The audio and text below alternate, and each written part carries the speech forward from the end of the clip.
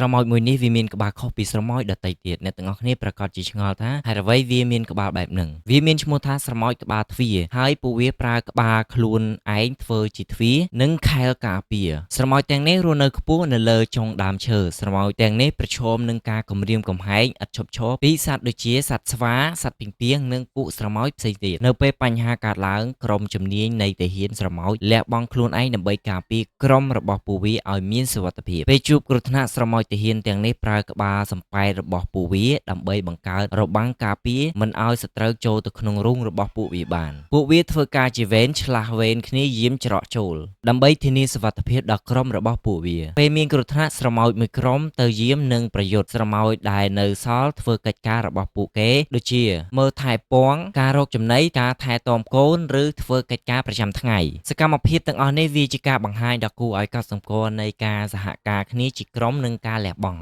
ស្រមោចនីមួយៗមានតួនាទីដើរតួក្នុងប្រព័ន្ធជាក្រុមដ៏ស្មុគស្មាញនេះបង្កើនការការពារដ៏ខ្លាំងក្លាប្រឆាំងនឹងគ្រោះថ្នាក់ប្រើយុទ្ធសាស្ត្រពិសេសដើម្បីការពារសុវត្ថិភាពរបស់ក្រុមពួកវាអ្វីដែលខ្ញុំកត់សម្គាល់ទៅលើស្រមោចនេះបានគឺវាចេះចែកវេនគ្នាឆ្លាស់គ្នាការពារសុវត្ថិភាពធ្វើការងារជាក្រុមចូលអ្នកទាំងអស់គ្នាមានកត់សម្គាល់ថាស្រមោចនេះវាមានអ្វីពិសេសខ្លះ